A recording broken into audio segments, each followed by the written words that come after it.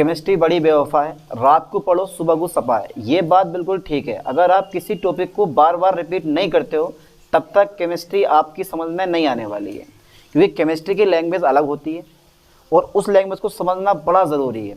वैसे ही आज हम पढ़ने वाले हैं बीएससी 4th सेमेस्टर केमिस्ट्री की यूनिट 7 और यूनिट का नाम है मास स्पेक्ट्रोमेट्री। हालांकि आपने पहले ना पढ़ा हो, लेकिन एक बहुत ही इंपॉर्टेंट यूनिट ये दे रखी है और बहुत कुछ यूनिट ये बता कर जाएगी आपको, और पूरी की पूरी यूनिट इस चैप्टर में हम क्लियर करते हैं। क्या है मास स्पेक्ट्रोमेट्री? तो सबसे पहले देखो इसका बेसिक इंट्रोडक्शन हम पढ़ लेते हैं कि यार मास स्पेक्ट्रोमेट्री होता क्या है रियलिटी में। चलो फिर डाल देता हूं मैं मास स्पेक्ट्रोमेट्री। क्या है चैप्टर का नाम? Mass spectrometry. और यही हमारा स्पेक्ट्रोमेट्री और यही हमारा क्या है हेडिंग भी है कि मास स्पेक्ट्रोमेट्री भाई रियलिटी में होती क्या चीज़ है। इसको हिंदी में बोला जाता है द्रव्यमान स्पेक्ट्रोमेट्री। क्या बोलते हैं इसको हिंदी में? द्रव्यमान स्पेक्ट्रोमेट्री। अब देखो सारी की सारी कहानी किस चीज़ पर आधारित है, पहला वो पॉइंट पकड़ लेते हैं। और वो पॉइंट क्या है मेरे पास? मान लो मेरे पास एक मैंने पत्थर लिया है, ठीक है। इस पत्थर पे जब कोई प्रहार यानी कि फोर्स किया जाता है, इस पत्थर पे कोई फोर्स लगाया जाता है अच्छी तरह से, तो ये पत्थर कई भागों में टूट जाता है। मान लो ये इतने भागों में टूट गया, इतने भागों में टूट गया। पर ध्यान देना ये भी भाग प्लस में टूटेगा, ये भी भाग प्लस में टूटेगा और ये भी भाग काय में टूटेगा? प्लस में टूटेगा। अब अंदाजा लगा लो एक पत्थर के कई टुकड़े हो गए। अब यार इसका अणुभार अलग होगा, इसका भार अलग होगा, इसका भार अलग होगा, यानी कि इसका अणुभार अलग हो जाएगा, इसका अणुभार अलग हो जाएगा, इसका अणुभार अलग हो जाएगा।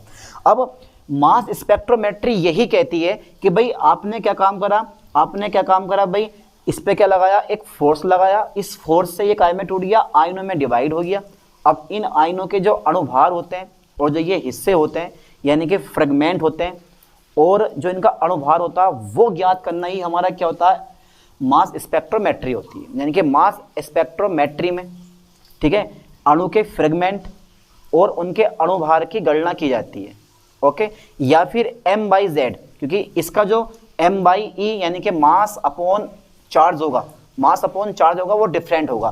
कहने का मतलब यहाँ पे यह है कि यह क्या मेरे पास, यह एक ऐसी तकनीक है, यह एक ऐसी तकनीक है, ठीक है, यह एक ऐसी तकनीक है। ओके, यह एक ऐसी तकनीक है, ठीक है, टेक्निक है बोलते हैं इसको, टेक्निक है जिसकी सहायता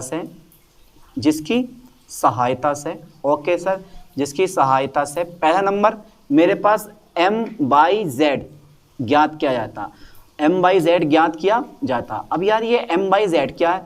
हर एक पॉइंट को लिख के समझते हैं। m/z तो m जो होता है ना वो होता है तुम्हारे पास मास और z होता है तुम्हारे पास चार्ज, यानी कि का अनुपात, यानी कि अर्थात मेरे कहने का मतलब ये होता है यहाँ पर कि भाई जो m है वो है मेरे पास मास है, क्या है मेरे पास? मास है, ठीक है, एंड और मेरे पास z क्या है? अर्थात मास तथा आवेश का रेशियो, यानी कि चार्ज का रेशियो मतलब अनुपात ज्ञात किया जाता है, देखो बिल्कुल इजी समझ जाओगे, बहुत इजी टॉपिक है। अर्थात मास एंड आवेश का अनुपात ज्ञात किया जाता है, बस, ठीक है, पहला पॉइंट। अब सेकंड पॉइंट और इसमें आता है, हम वही बताओ। देखो अणु के फ्रेगमेंट, ये एक अणु है, इसको आपने कई भागों में टूट दिया तो हिस्से बोलेंगे इनको, यानी कि इस अणु के कितने हिस्से हो गए? एक हिस्सा, दो हिस्सा, तीन हिस्सा, और इंग्लिश में कहते हैं हिस्से को फ्रेगमेंट। अब अणु के फ्रेगमेंट और इनके अणुभार की गणना भी हम मास स्पेक्ट्रोमेट्री में करते हैं।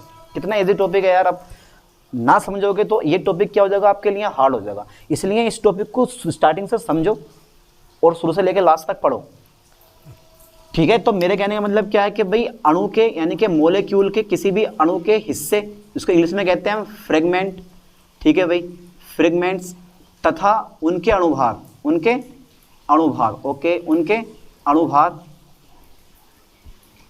की गणना की जाती है, ओके, की गणना की जाती है, ठीक है नहीं। अणु के फ्रेगमेंट तथा उनके अणुभार की गणना की जाती है, अणुभार ज्ञात किए जा सकते हैं। मैं लिख देता हूँ, अणु के फ्रेगमेंट तथा उनके अणुभार ज्ञात किए जा सकते हैं, ठीक है नहीं। ओके, तो मेरे पास दो पॉइंट होते हैं स्पेक्ट्रोमेट्री में। पहला पॉइंट होता है m/z ज्ञात किया जाता है।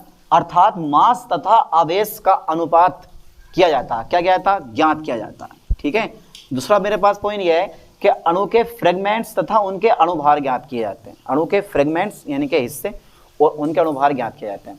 अब इसको अगर बेसिकली तौर पे आप समझोगे ना इस चीज़ को, तो ये बड़ा इजी चीज़ होती है। अब क्या चीज़ होती है वो देख लो। हाँ, इसमें एक चीज़ और बता दूँ मैं आपको, ये जो मास स्पेक्ट्रम होता है ये क्या चीज़ होती है, क्योंकि मास स्पेक्ट्रोमेट्री में मास स्पेक्ट्रम का यूज़ होगा, इसलिए हम मास स्पेक्ट्रम अलग से पढ़ ले रहे हैं, मास स्पेक्ट्रम।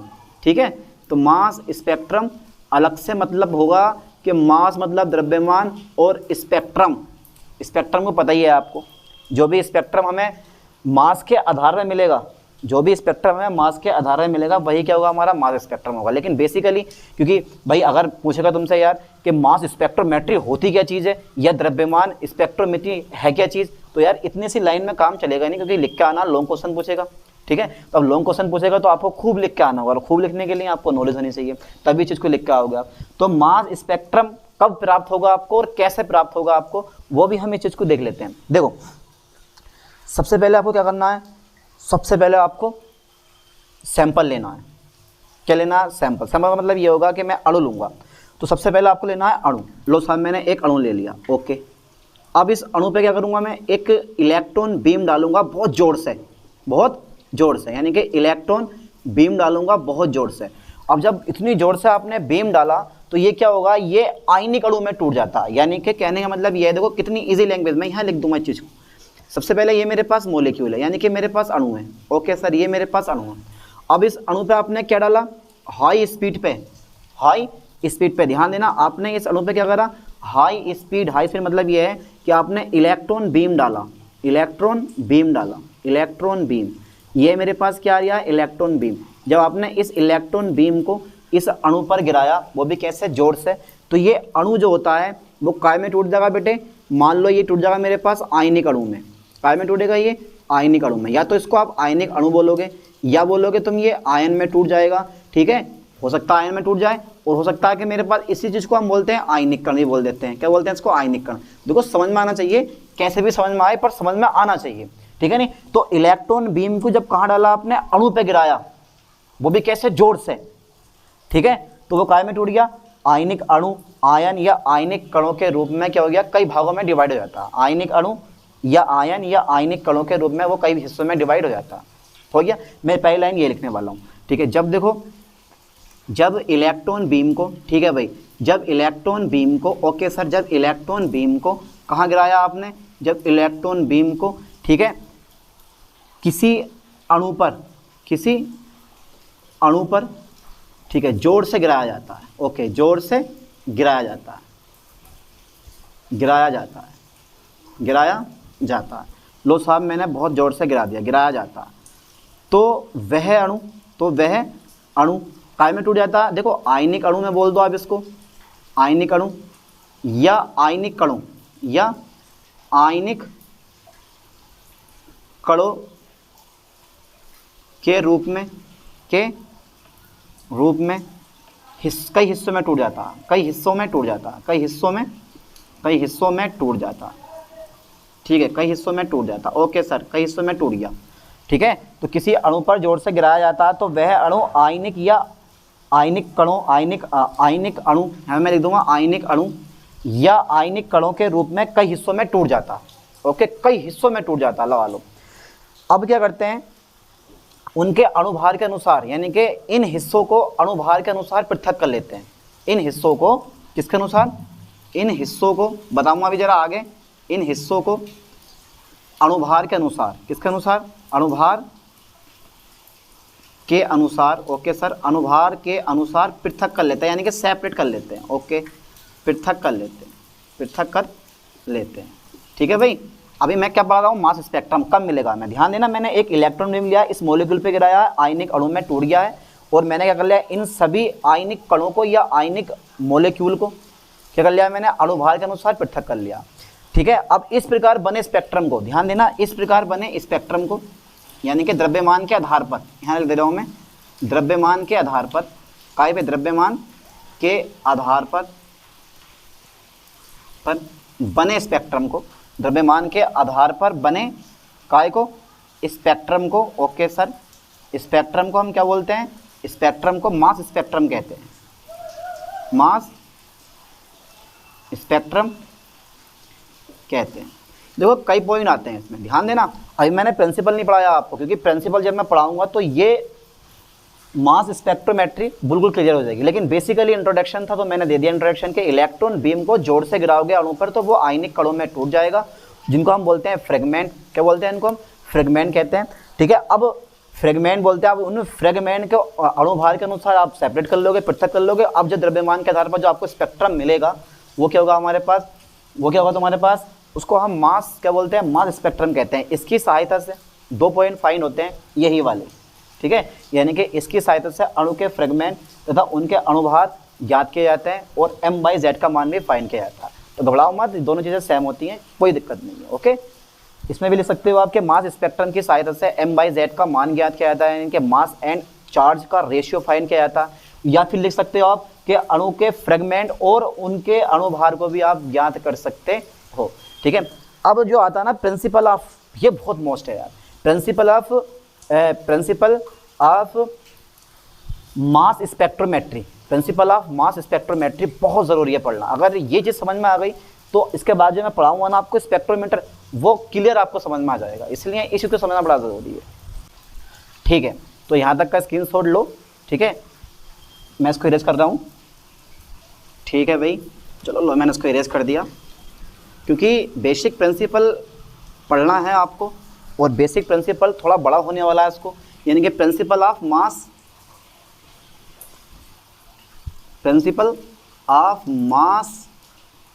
ठीक है, स्पेक्ट्रोमेट्री।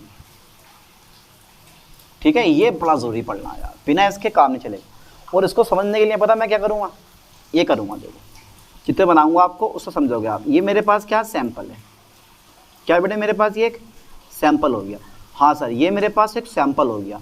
ठीक है, ये मैंने सैंपल लिया, ओके सर सैंपल लिया। इस सैंपल में क्या मेरे पास मॉलिक्यूल होंगे। ठीक है, इससे मैं क्या डालूंगा, इलेक्ट्रॉन गन से इलेक्ट्रॉन बीम। ये मेरे पास यहाँ इलेक्ट्रॉन गन होगी, क्या होगी, ये मेरे पास यहाँ इलेक्ट्रॉन गन होगी, और मैं इस पर डालूंगा, इस मॉलिक्यूल पे, कोई भी मॉलिक्यूल है, मान लो मेरे पास क्या है H2O है, मेरे पास क्या है H2O है।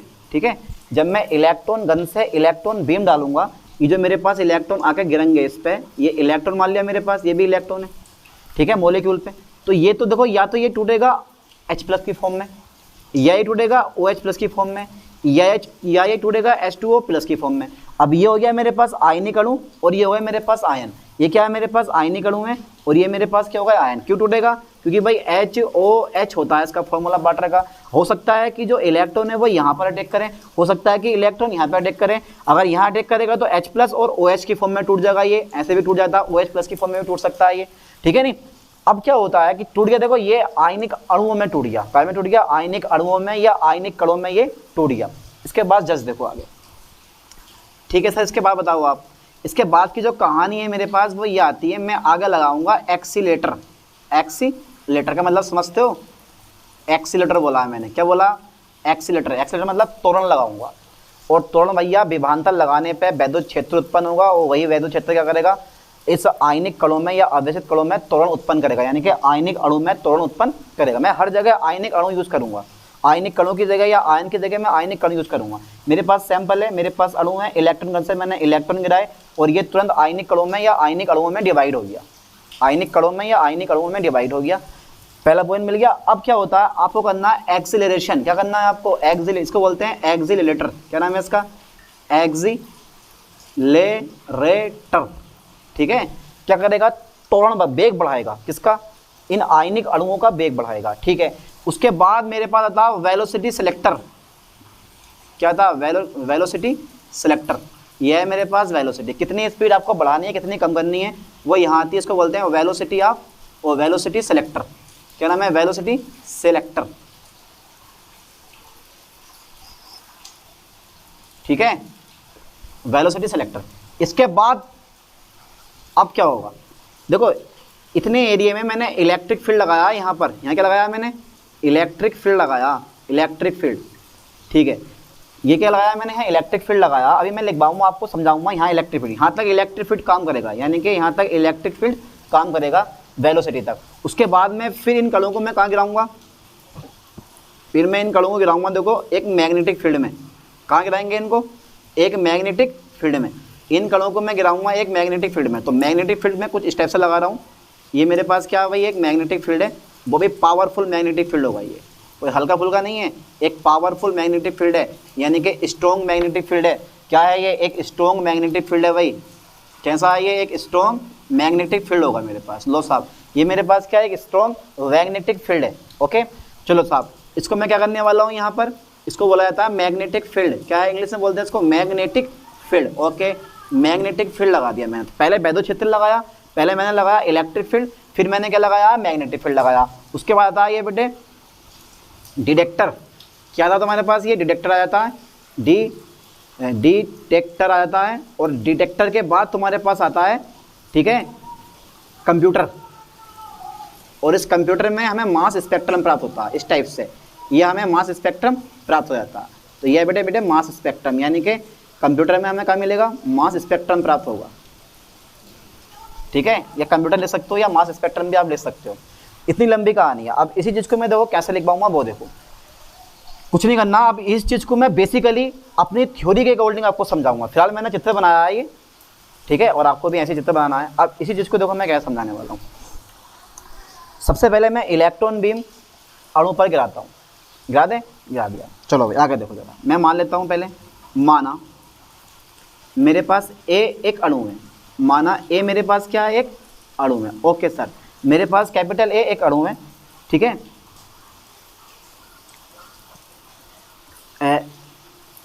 जिसका आयनीकरण इलेक्ट्रॉन बीम द्वारा, ठीक है, जिसका आयनीकरण इलेक्ट्रॉन बीम द्वारा निम्न प्रकार होता है। ओके सर, निम्न प्रकार होता है। अब कैसा होता है वो हम एक बार चेक कर लेते हैं। जिसका आयनीकरण इलेक्ट्रॉन बीम द्वारा निम्न प्रकार होता है। देखो ऐसा करके ए प्लस एक इलेक्ट्रॉन इन्होंने एक्सेप्ट करा और क्या बना दिया, ए प्लस, और प्लस 2 इलेक्ट्रॉन यहाँ से बाहर हो गए। इसका मतलब है जहाँ पर ये ए प्लस है बेटे, फिर जहाँ ये ए क्या है, जरा मुझे बताओ, ए प्लस क्या है यहाँ। ए प्लस जो होता है वो होता है आयनिक मोलिक्यूल, यानी कि आयनिक अणु होता है। क्या होता है, आयनिक अणु होता है। ओके सर, जहाँ ए प्लस क्या है, आयनिक अणु है। ओके, और जो मेरे पास ये ई माइनस है, ये क्या आपके पास, ये इलेक्ट्रॉन। मैं हर जगह आयनिक अणु का नाम लूँगा, चाहे वो तुम्हारे पास आयनिक अवयव हो, आयनिक आयन हो, या फिर तुम्हारे पास क्या हो, आयनिक कण हो, या फिर आयन हो। मैं हर जगह आयनिक अणु का नाम यूज लूँगा, क्योंकि बार बार नाम चेंज करने में दिक्कत पड़ सकती है। इसलिए मैं हर जगह क्या लूँगा, आयनिक अणु लूँगा कि ए प्लस क्या है मेरे पास, आयनिक अणु। हालांकि ये आयन भी हो सकते हैं, उसको ऐसा नहीं कभी आयन नहीं बोलोगे कि चार्ज है प्लस, पॉजिटिव आयन है, नेगेटिव आयन भी होता है। लेकिन नेगेटिव आयन के लिए अपनी जो ये मास स्पेक्ट्रोमेट्री होती है वो काम नहीं करती है। ठीक है सर, आ गया। अब देखो जरा आगे। ओके सर, हो गया इतना कंप्लीट।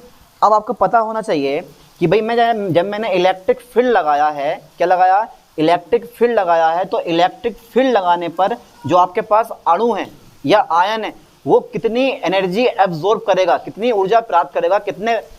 इलेक्ट्रिक फील्ड मतलब मैंने त्वरण लगाया, तो त्वरण यानी कि भी बोर्ड विभवांतर पर त्वरित किया जाता है किसको, अणु को या फिर आयनिक अणु को। जरा ध्यान देना भाई लाइन पे, आयनिक अणु को, किसको, आयनिक अणु को। ओके सर, आयनिक अणु को बताओ सर, आयनिक अणु को भी बोल्ट विभवांतर पर, हाँ सर, भी बोल्ट विभवांतर पर क्या करा आपने, त्वरित कर दिया। क्या कर दिया मैंने, त्वरित मतलब इलेक्ट्रिक फील्ड लगा दिया, त्वरित कर दिया। ओके सर, त्वरित कर दिया, त्वरित किया जाता है। तो ये आयनिक अणु कितनी ऊर्जा प्राप्त करेगा, यानी कि आयनिक अणु को भी बोल्ट विभवांतर पर त्वरित किया जाता है। तो आयनिक अणु, तो यह है ई और कैपिटल भी, यानी कि वोल्टेज है, ये ऊर्जा होती है। आपने फॉर्मूला पढ़ा कभी विभवांतर का, V बराबर W/Q, क्योंकि इलेक्ट्रॉन लगातार गति करता है। तो कौन सी ऊर्जा आ गई मेरे पास, गतिज ऊर्जा आ गई।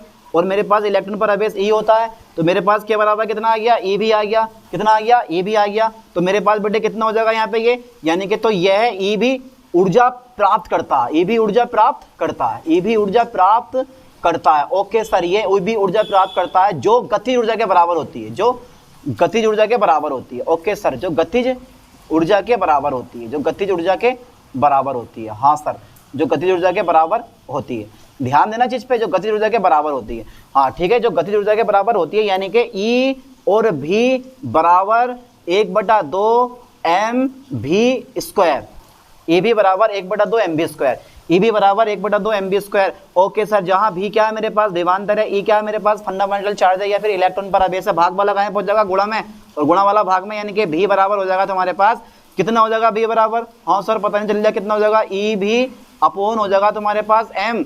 ठीक है, v² बराबर, जैसे मैं बर घटाऊंगा मेरे पास क्या आ जाएगा सर, रूट आ जाएगा। तो भैया ये आ गया मेरे पास कैपिटल भी है, ध्यान देना, वोल्टेज है, ये क्या है, ये वोल्टेज है, और ये है मास ऑफ पार्टिकल, यानी कि मास कण का द्रव्यमान, आयनिक कण का द्रव्यमान या आयनिक कणों का द्रव्यमान। तो ये आ जाएगा मेरे पास v बराबर 2ev/m। इक्वेशन नंबर फर्स्ट हो गई, इक्वेशन नंबर फर्स्ट हो गई। बहुत काम की इक्वेशन है। आप क्या कैसा करा देखो मैंने, ठीक है, वेलोसिटी निकाल लिया मैंने, ये वेलोसिटी सिलेक्टर आ गया, वेलोसिटी सिलेक्टर, कितना वेग बढ़ाना कितना वेग घटाना। इसके बाद में मैंने क्या लगाया यहाँ, मैग्नेटिक फील्ड, क्या लगाया, मैग्नेटिक फील्ड लगा रहा हूँ अब मैं, ध्यान देना, यानी कि त्वरित आयनिक कणों को, यानी कि त्वरित आयनिक अणु को चुंबकीय क्षेत्र में छोड़ दिया जाता है, यानी कि ले जाया जाता है। ध्यान देना, किसको, त्वरित आयनिक अणु को, बिल्कुल इसके अकॉर्डिंग चल रहा हूँ मैं, त्वरित आयनिक अणु को। ओके, त्वरित आयनिक अणु को कहाँ लेके जाता हूँ मैं, त्वरित आयनिक अणु को, त्वरित आयनिक अणु को मैं लेके गया हूँ कहाँ, चुंबकीय क्षेत्र। इसका नाम दूंगा मैं बी से नहीं, चुंबकीय क्षेत्र को इसमें शो करते हैं हम एच में, एच में रखा जाता है, एच में ये ले जाया जाता है, एच में ले जाया जाता, ले जाया जाता। ओके सर, ले जाया जाता है। हाँ सर, मैं आगे ले गया हूँ, त्वरित आयनिक अणु को मैं चुंबकीय क्षेत्र एच में ले गया कहाँ, मैग्नेटिक फील्ड में। अब भैया ये मैग्नेटिक फील्ड बहुत बड़ा स्ट्रॉन्ग है, स्ट्रॉन्ग मैग्नेटिक फील्ड है। इसका मतलब क्या हुआ, जब मैं इस कण को लेके गया तो जो कण होता है वो इस पे एक वृत्ताकार पथ पर मोशन करना स्टार्ट कर देता है। क्या करना शुरू कर देता है, एक वृत्ताकार पथ पर गति करना शुरू कर देता है। और तुम्हें पता है कि भैया जब कोई कण गति करता है तो उसे क्या चाहिए, अभिकेंद्र बल चाहिए, और अभिकेंद्र बल का फॉर्मूला होता है mv²/r। अब जो ये अभिकेंद्र बल होता है वो किससे मिलता है, वो मिलता है लोरेंज बल से। लोरेंज बल का फॉर्मूला आपको याद है, F बराबर QBB, यानी कि जो आवेशित कण है, यानी कि जो आयनिक अणु है, वो यहाँ आकर वृत्ताकार गति करने लगता है, और इसको घुमाने के लिए, यानी कि एक वृत्ताकार पथ पर घुमाने के लिए आवश्यक अभिकेंद्र बल हमें किससे मिलेगा, लोरेंज बल से मिलेगा, वो यानी कि चुंबकीय बल से प्राप्त होता है। क्योंकि भैया जब कण आया है, कण पे आवेश भी है और वो गति भी कर रहा है और चुंबकीय क्षेत्र भी है, तो उस पर तो बल लगना जरूरी है, यानी कि कौन सा बल लगेगा, चुंबकीय बल लगेगा। मैं लिखवाने वाला हूँ इस लाइन को। तब जो मेरे पास अभिकेंद्र बल होगा, कौन सा बल होगा बेटे, अभिकेंद्र बल होगा, तब अभिकेंद्र बल वो चुंबकीय बल से प्राप्त होता है। किससे मिलता है, चुंबकीय बल से प्राप्त होता है। ठीक है, चुंबकीय बल से क्या होता है, प्राप्त होता है। ओके सर, चुंबकीय बल से प्राप्त होता है।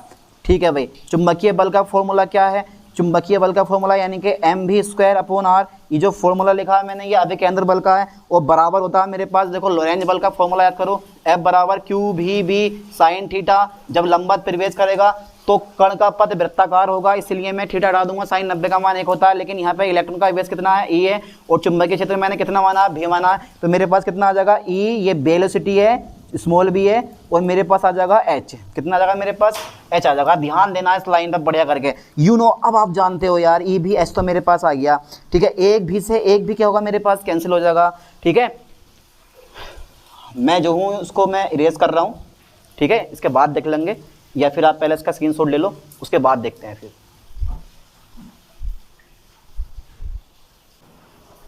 अब हमारा क्या आ गया, देखो mv²/r और E भी H। अब देखो एक भी से एक भी हमारा क्या हो गया, कट गया।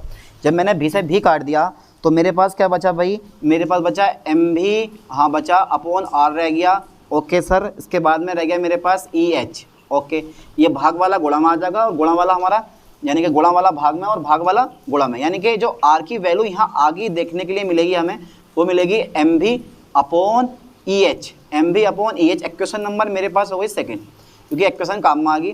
ठीक है, अब मैं एक काम कर रहा हूँ, समीकरण 1 से भी का मान लगा दूँ। समीकरण 1 से भी का मान रखने पर, समीकरण 1 से किसका मान रखने पर, भी का मान रखने पर। ओके सर, भी का मान रखने पर।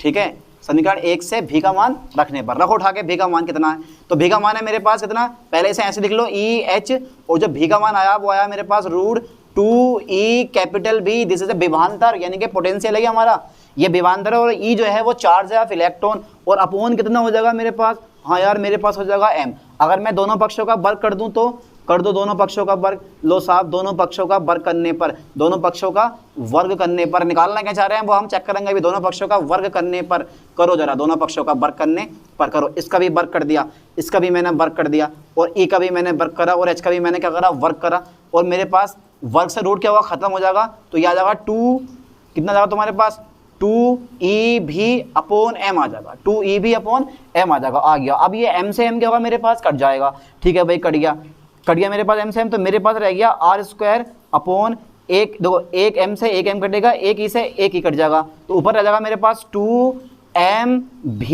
कैपिटल V आएगा भाई मेरे पास, ये कैपिटल V विभवांतर है, ये अपॉन रह जाएगा मेरे पास एक e, और रह जाएगा मेरे पास s²। यानी कि जब मैंने क्या काम करा, रूट, जब मैंने वर्ग, जब दोनों पक्षों का वर्ग करा तो r का वर्ग हो गया, m का वर्ग हो गया, e का वर्ग, h का वर्ग, और वर्ग से रूट खत्म हो गया, बचा मेरे पास 2EV, कितना जाए 2EV, एक e से एक ही कट गया, तो ये रह गया मेरे पास 2mv अपॉन EH²। ध्यान देना इस लाइन पर, काम आ गई। ये क्वेश्चन नंबर मेरे पास हो गई, ये कौन सी भाई, क्वेश्चन नंबर मेरे पास हो गई, या फिर मैं जब क्वेश्चन नंबर मेरे पास हो गई 3rd।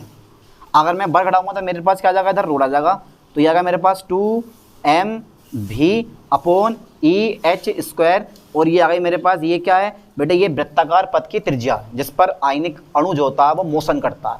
क्या ये मेरे पास वृत्ताकार पथ की त्रिज्या, ये क्या है, यह है वृत्ताकार पथ की त्रिज्या है, हाँ सर यह है वृत्ताकार पथ की, क्या है, यह वृत्ताकार पथ की त्रिज्या है, ओके सर, ये वृत्ताकार पथ की त्रिज्या का सूत्र है, बहुत बढ़िया, ये वृत्ताकार पथ की त्रिज्या का सूत्र है। इसको मैं रेज कर दे रहा हूँ क्योंकि कोई काम अब हमारे पास बचा नहीं है।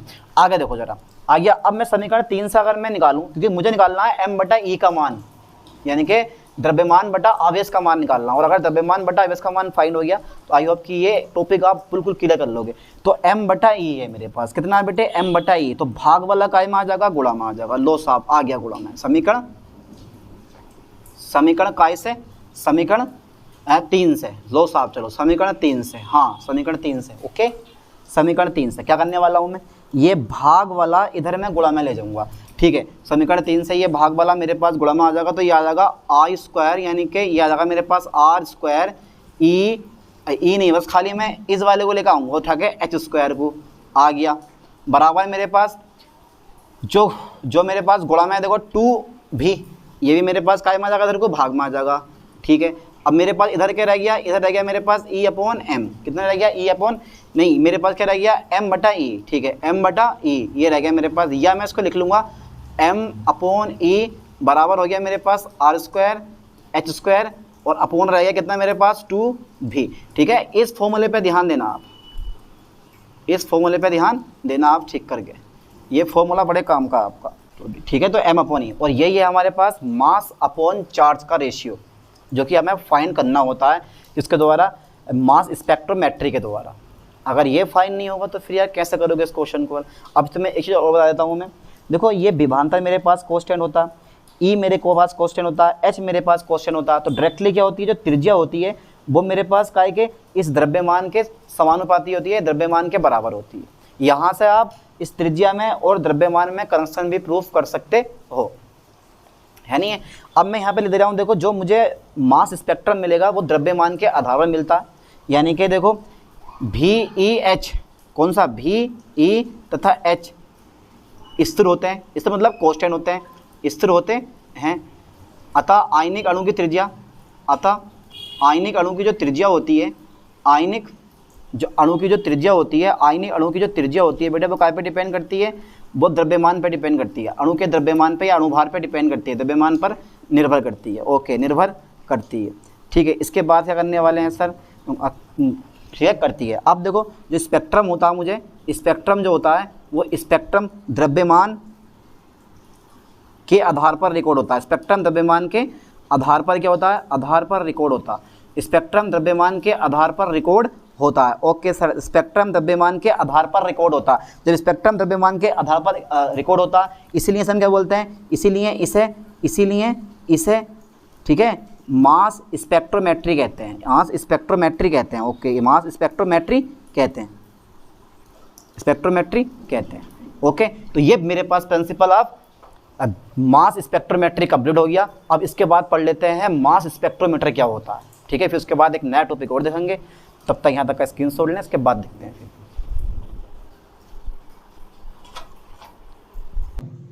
अब जिसकी तलाश थी वो हमारा अब आया था पॉइंट, और वो पॉइंट क्या है, वो है यार मास स्पेक्ट्रोमीटर, जिसको देख के आपका मुंह फूल जाता है कि यार ये तो बड़ा डिफिकल्ट टॉपिक है, मैं कैसे करूंगा इस टॉपिक को, मास स्पेक्ट्रोमीटर को। पर है बड़ा इजी।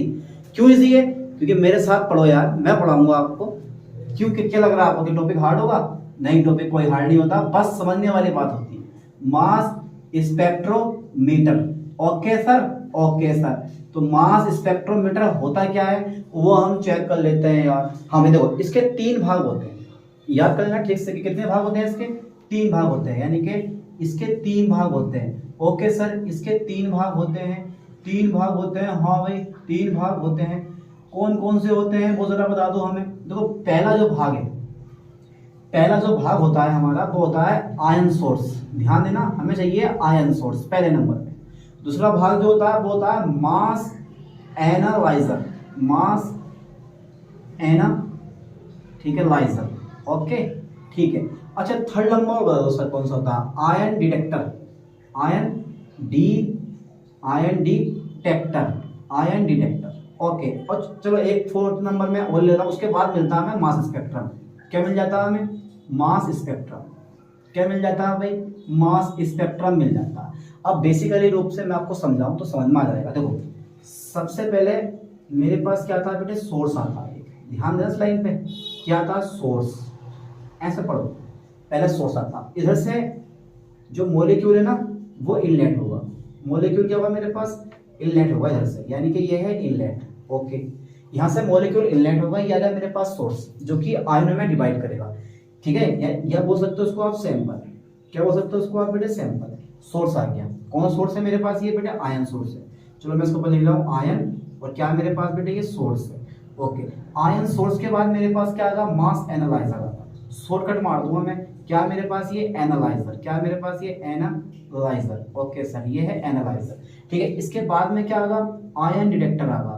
हाँ सर, आयन डिटेक्टर आएगा। इसका नाम तो हमने बहुत समय के बाद सुना है, ये किस काम में आएगा वो भी देख लेता है। आयन डिटेक्टर आ गया, ओके, ये आ गया बेटे आयन डिटेक्टर। क्या आया मेरे पास? ये आयन डिटेक्टर आ गया, ठीक है सर। उसके बाद आता है बेटे डाटा सिस्टम। क्या आता है? डेटा सिस्टम आ जाता है। हाँ सर, डेटा सिस्टम आ गया। और डेटा सिस्टम के बाद तुरंत हमें क्या मिलता है? मास स्पेक्ट्रम मिल जाता है। क्या मिल जाता है हमें? मास स्पेक्ट्रम मिल जाता है आपको। मास स्पेक्ट्रम आपको प्राप्त हो जाता है। क्या ये ज्यादा हार्ड है? स्पेक्ट्रोमीटर, मास स्पेक्ट्रोमीटर बिल्कुल इजी टॉपिक है। कौन सा टॉपिक है? मास spectrometer is a very simple topic. क्या टॉपिक है यार, समझो तो पहले। सबसे पहले मॉलिक्यूल आएगा, क्या करेगा? यहाँ पे जो आयन सोर्स होता है वो आयन में तोड़ देगा। आयन में तोड़ने के बाद मास एनालाइजर होगा। मास एनालाइजर के बाद क्या होगा? आयन डिटेक्टर होगा। और डिटेक्टर के बाद डेटा सिस्टम में जाएगा। डेटा सिस्टम से हमें मास स्पेक्ट्रम मिलेगा, और मास स्पेक्ट्रम से हम पहचान लेंगे कि यार ये यौगिक कौन सा है, इस यौगिक का अणुभार क्या है, इस यौगिक का कौन सा पार्ट्स है, उस पार्ट्स का अणुभार क्या है। बहुत सारी चीजें ये मास स्पेक्ट्रोस्कोपी आपको बताती है, यानी कि मास स्पेक्ट्रोमेट्री आपको बताती है। नेक्स्ट देखो जरा, सबसे पहले 3 भाग होते हैं। तो पहले मैं डिस्कस करूंगा किसके बारे में बेटे? आयन सोर्स के बारे में। ओके सर, आयन सोर्स के बारे में मैं डिस्कस कर लेता हूँ। ये आयन सोर्स क्या होता है? सबसे पहले ध्यान देना, मेरे पास जो अणु होगा बेटे, मैं उस अणु को किस फॉर्म में तोड़ूंगा? देखो, सॉलिड फॉर्म में भी तोड़ सकते हो आप इसको लिक्विड फॉर्म में तोड़ सकते हो, आप इसको गैसेस फॉर्म में भी तोड़ सकते हो आप। लेकिन मैं इसको ना गैस फेस में तोड़ूंगा। किस कौन सी फेस में? गैस फेस आयन बना दूंगा, गैस फेस आयन, ओके। यानी कि आयन सोर्स में मैं क्या करूंगा? अणु को गैस फेस आयन बना दूंगा, यानी कि गैसीय अवस्था में आयन ला दूंगा। ताकि क्यों ला दूंगा? क्योंकि हम भाई इसको क्या कर सकें, इसको हम इलेक्ट्रिक फील्ड और मैग्नेटिक फील्ड दोनों में गति करवा सकें, ओके। यानी कि मैं यहाँ पे लिखने वाला हूँ किसको बेटे? देखो, अणु को, यानी कि अणु को, किसको? अणु को। इस पे ध्यान देना भाई, इस लाइन पे फोर्स करना है ठीक से। और मैं लिखने वाला हूँ कि भाई अणु को मैं क्या कर देता हूँ? बताओ जरा सर, आप बता दो क्या करने वाले हो आप, जरा बताओ। तो मैं देखो अणु को क्या कर देता हूँ, मैं अणु को गैस फेस, मैं अणु को क्या करता हूँ? Gas face, okay sir, gas face ion में, गैस फेस आयन में चेंज करता हूँ, चेंज करता हूँ। क्यों करता हूँ? चेंज करता हूँ, क्यों करता हूँ? क्योंकि आयन को कहाँ से गुजारा जा सके, क्योंकि आयन को इलेक्ट्रिक फील्ड और मैग्नेटिक फील्ड से गुजारा जा सके या गति करवाई जा सके, क्योंकि आयन को मैग्नेटिक फील्ड, कौन सा फील्ड, मैग्नेटिक फील्ड तथा इलेक्ट्रिक फील्ड में गति कराई जा सके। ओके सर, अब भैया ऐसा कौन सा मेथड है जो यार मॉलिक्यूल को गैसीय आयन में चेंज करेगा, लगा लो, गैसेस आयन में चेंज करेगा, ऐसा कौन सा मॉलिक्यूल है, जरा बताओ मुझे। तो सर ऐसा कौन सा मॉलिक्यूल है, हाँ मुझे पता, मैं बताता हूँ। देखो फिर क्या होता है, तो प्रयोगशाला में प्रयोगशाला में एक मेथड का नाम आता है, देखो मैं लिख भी रहा हूँ, समझाने के साथ साथ तुम्हारे नोट्स बनवा रहा हूँ। मैं चाहूँ तो मैं इसको समझा दूँ सही करके कि भाई ऐसा होता है, लेकिन मैं तुम्हारे नोट्स बनवाने के लिए लिखवा रहा हूँ, ताकि तुम्हारे नोट्स भी बन जाए और इस चीज को आप समझ भी जाओ, और ऐसा हो भी रहा, नोट्स भी बन रहा है आपके, यही पेपर में लिखा है ना, कहीं कोई नोट्स की जरूरत नहीं है आपको, यही आपके नोट्स है, ठीक है नहीं। तो मेरे पास क्या प्रयोगशाला में, प्रयोगशाला में, ओके सर, प्रयोगशाला में एक मेथड आता है आयोनाइजेशन मेथड, उसका नाम होता है नैनो इलेक्ट्रो स्प्रे। क्या मेथड प्रयोगशाला में, nano electro spray ionization method का हम यूज करते हैं, आयोनाइजेशन मेथड। ओके, यानी कि प्रयोगशाला में nano electro ionization method, okay sir, प्रयोगशाला में nano electro spray ionization method, हाँ मेथड का यूज किया जाता है, ओके सर, ओके किया जाता है। अब मेरे पास क्या बात आती है, ये होता क्या है आयोनाइजेशन मेथड, होता क्या है, खुद लेना थ्योरी, मैं खाली ये कितना मांगूंगा थोड़ा सा, देखो यहाँ मैं लगाता हूँ आयोनाइजेशन मेथड, यानी कि आयोनाइजेशन मेथड मतलब यहाँ लगाता हूँ मैं नैनो, ध्यान देना बेटा बोर्ड पे, नैनो इलेक्ट्रो, ठीक है, नैनो इलेक्ट्रो स्प्रे मैंने लगा दिया। इसके ऊपर मेरे पास ना आता है बेटे क्रोमेटोग्राफी, क्या आता है मेरे पास, क्रोमेटोग्राफी का कॉलम आता है, ये क्रोमेटोग्राफी का क्या आता है मेरे पास, कॉलम आता है, ये क्या है क्रोमेटोग्राफी का कॉलम, क्रोमेटोग्राफी का कॉलम होता है, क्रोमेटोग्राफी का क्या होता है, कॉलम होता है, क्रोमेटोग्राफी का कॉलम होता है, ठीक है, क्रोमेटोग्राफी का कॉलम होता है। एक खास बात तो बता दूं मैं, इस क्रोमेटोग्राफी के कॉलम को, इस क्रोमेटोग्राफी के कॉलम के जो आउटपुट होता है, ये क्या बेटे मेरे पास आउटपुट है, क्रोमेटोग्राफी के कॉलम के आउटपुट को आपने क्या कर दिया, नैनो इलेक्ट्रो स्प्रे से जोड़ दिया है, और मास स्पेक्ट्रोमीटर के इसको आपने जोड़ दिया है इनपुट से, कहाँ जोड़ दिया बेटे, इनपुट से। ये है मेरे पास मास स्पेक्ट्रोमीटर, ठीक है, मेरे पास मास स्पेक्ट्रोमीटर जो कि ये है आपके पास, ये इनपुट है इसका, यानी कि इससे जोड़ सकते हो आप, इससे आप इसको जोड़ सकते हो ऐसे करके। फिर कितने पूछती है आओ, कितना इजी हो गया देखो हमारे लिए। सबसे पहले देखो ये क्या है मेरे पास, अगर मैं इसकी बात करूं आयोनाइजेशन मेथड की बात करूं मैं, तो आयोनाइजेशन मेथड की बात का यूज करता हूं, तो यानी कि काय में फील्ड में गति कराई जा सके, तो प्रयोगशाला में nano electro spray ionization method का हम यूज करते हैं, क्या करने के लिए, मॉलिक्यूल को आयन में चेंज करने के लिए। सबसे पहले क्या होता है, देखो क्रोमेटोग्राफी कॉलम होता है, खुद लिखना, एक क्रोमेटोग्राफी कॉलम होता है, हो गया। अब नैनो इलेक्ट्रो स्प्रे के, या फिर ऐसा बोल देंगे एक क्रोमेटोग्राफी कॉलम होता है जिसके आउटपुट को नैनो इलेक्ट्रो स्प्रे से जोड़ दिया जाता, और नैनो इलेक्ट्रो स्प्रे के आउटपुट को हमने कहाँ जोड़ दिया है बेटे, ये जो मेरे पास स्पेक्ट्रोमीटर होता है उसके इनपुट से जोड़ दिया जाता है ना। लिख दूँ ये लाइन, चलो मैं लिख दे रहा हूँ उस लाइन को यार, यहाँ मत लिखो ऐसे रहने दो, ठीक है। ये मेरे पास स्पेक्ट्रोमीटर है, ये मेरे पास स्पेक्ट्रोमीटर है, तो ये मेरे पास कहानी अलग है, और ये मेरे पास क्या स्पेक्ट्रो, यानी कि मास स्पेक्ट्रोमीटर है बेटे, ये मास स्पेक्ट्रोमीटर है ये, ठीक है। अब आगे देखो से करके ध्यान देना बेटे लाइन पे जरा। तो इस मेथड में मैं लिख दे रहा हूँ, देखो इस मेथड में क्या होता है, इस मेथड में, ठीक है, इस मेथड में किसके क्रोमेटोग्राफी, ओके, क्रोमेटोग्राफी के आउटपुट को, क्रोमेटोग्राफी के कॉलम के आउटपुट को, किसको बेटे, आउटपुट को नैनो इलेक्ट्रो स्प्रे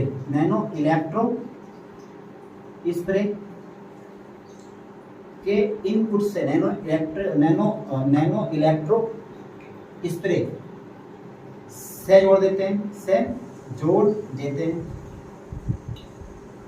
तथा इसे हम कहाँ जोड़ देते हैं, स्पेक्ट्रोमीटर के इनपुट से जोड़ देते हैं, इनपुट से जोड़ देते हैं। ओके, तो यहाँ तक मेरे पास क्या हो गया, सिर्फ मैंने बता दिया आपको कि भाई मेरे पास सैंपल है, फिर मेरे पास क्या आ गया, सोर्स आ गया, सोर्स के बाद एनालाइजर आ गया, मास एनालाइजर, फिर आयन डिटेक्टर आ गया, आयन डिटेक्टर के बाद मेरे पास क्या होता है, डाटा सिस्टम पहुंचता है, डाटा सिस्टम के बाद मास स्पेक्ट्रम मिल जाता है आपको। ठीक है, तो यहाँ तक का स्क्रीनशॉट लें। इसके बाद देखते हैं इसका नया भाग कौन सा पढ़ने वाले हैं, मास एनालाइजर। अब मेरे पास सेकंड नंबर इसका आगे बेटे, और सेकंड नंबर मेरे पास कौन सा है, सेकंड नंबर आ गया मेरे पास मास, ओके सर, मास एनालाइजर, ओके सर, मास एनालाइजर आ गया मेरे पास। अब सर क्या बताओगे इसके बारे में, कुछ नहीं है। अब आयोनाइजेशन होने के बाद, आयोनाइजेशन हो गया, अब आयोनाइजेशन होने के बाद यानी कि आयनिक अणु को या फिर आयन को हम M/Z अनुपात में पृथक कर लेते हैं। इसके लिए क्या होता है मेरे पास, मास एनालाइजर होता है। ठीक है नहीं, यानी कि कहने का मतलब यह है कि आयोनाइजेशन होने के पश्चात, आयोनाइजेशन, ओके सर, आयोनाइजेशन होने के पश्चात इसको बेटे आयन को, ठीक है, इसकी फॉर्म में M/Z रूप में या M/Z अनुपात में पृथक कर लेते हैं, ओके, पृथक कर लेते हैं। और ये काम कौन करता है बेटे, ये काम कौन करता है, यह मास एनालाइजर की सहायता से होता है, यह मास एनालाइजर, ध्यान देना, मास एनालाइजर, ओके सर, की सहायता से होता है। ओके, इसके बाद सहायता से होता है, ओके सर। इसके बाद क्या करोगे आप, इसके बाद थर्ड नंबर पे मेरे पास क्या हो गया, अब थर्ड नंबर पर आया आयन डिटेक्टर। ओके सर, क्या आ गया मेरे पास, आयन डिटेक्टर आ गया। हाँ सर, आयन डिटेक्टर आ गया। अब सर जरा मुझे बताओ, ये आयन डिटेक्टर कैसे प्रूव करोगे, क्या होता है ये आयन डिटेक्टर। अरे भाई आयन डिटेक्टर, इतना घबरा के रहे हो आयन डिटेक्टर के बारे में। अब जो मैंने आयन को पृथक करा, अब पृथक किए गए आयन को, अब जो मैंने आयन को पृथक करा, पृथक किए गए आयन को हम नाप लेते हैं, पृथक किए गए आयन को हम नाप लेते हैं। उसके बाद क्या भेजते हैं, हम डाटा सिस्टम में भेजते हैं ना। पृथक किए गए आयन को, काल को बेटे, पृथक किए गए आयन को, पृथक किए गए किसको, आयन को, ओके, पृथक किए गए आयन को, ठीक है, नाप लेते हैं, ठीक है भाई, नाप लिया हमने, लो साहब, नाप लेते हैं, तथा हम कहाँ भेजते हैं, तथा डेटा सिस्टम में भेज देते हैं, डेटा सिस्टम में भेज देते हैं, ओके, डेटा सिस्टम में भेज देते हैं, लो साहब, मैंने डेटा सिस्टम में भेज दिया इसको।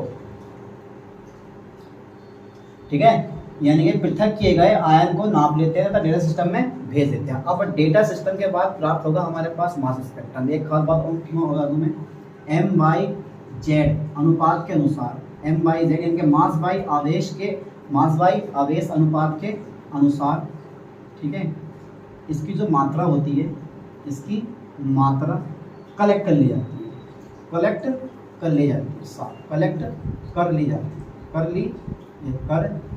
है, ओके सर। अच्छा, ओके सर, कर ली जाती है। अच्छा ठीक है, चौथा नंबर मेरे पास आता है मास स्पेक्ट्रम।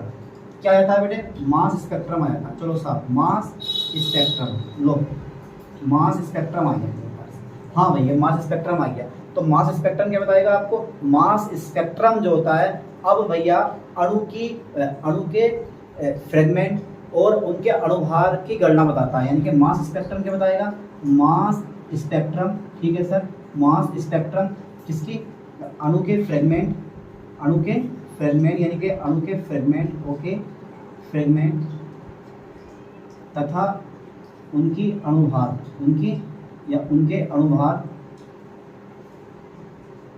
की जानकारी देता।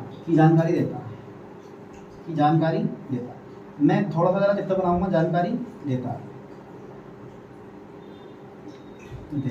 अब मैं थोड़ा सा चित्र बनाऊंगा, उससे समझ जाओगे आप। चित्र क्या है मेरे पास, मैं डायग्राम बना रहा हूँ बेटे, जरा यार वो चेक कर लेते हैं एक बार, मास स्पेक्ट्रम। हाँ सर यार बताओ जरा, हमें तो पता नहीं चल गया कि क्या होता है मास स्पेक्ट्रम। अरे यार जब चित्र बनाओगे तो समझ जाओगे, घबरा क्यों रहे हो। ये मेरे पास 0 है, ये मेरे पास हो गया बेटे 500, ओके, ये मेरे पास हो गया 600, ओके, ये मेरे पास हो गया 700, ओके, ये 800 हो गया, और बेटे ये हो गया मेरे पास कितना 900। ये है M/Z, यानी कि द्रव्यमान आवेश का अनुपात, ये बढ़ेगा इधर को। और बेटे इधर होती है मेरे पास सापेक्ष मात्रा, याद कर लियो ठीक से, क्या मात्रा होती है इधर मेरे पास? सापेक्ष मात्रा होती है, बढ़ेगी ऊपर को।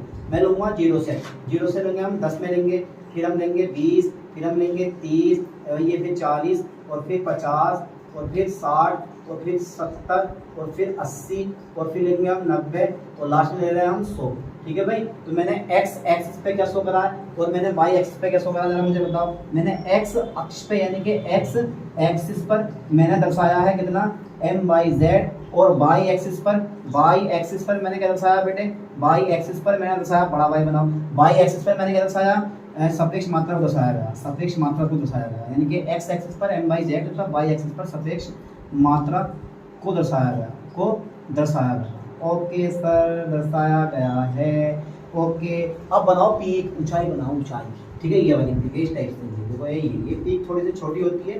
ठीक है, ये 400 के आसपास में लपेटे में होती है, 500 पूरी नहीं होती, 481-82 के आसपास में होती है ये वाली। और ये स्पेक्ट्रम तरह तरह के होते हैं यार, जरूरी नहीं कि हर एक स्पेक्ट्रम से हम, इसलिए बस एक प्यार बता रहा हूँ स्पेक्ट्रम का। स्पेक्ट्रम मेरे पास तो इस टाइप से देखने को मिल जाते हैं आपको। ठीक है भाई, तो स्पेक्ट्रम कुछ इस टाइप से देखने को आपको मिलने वाले हैं भाई। ठीक है, इसकी पीक थोड़ी सी ऊंची रखो और इसकी पीक बेटा थोड़ी सी नीचे रखो, तुम्हारी मर्जी। लो साहब, मैंने इसकी पीक थोड़ी सी नीचे रखी, थोड़ा चेंज होता है, देखो आगे पीछे हटा कर बनाया मैंने।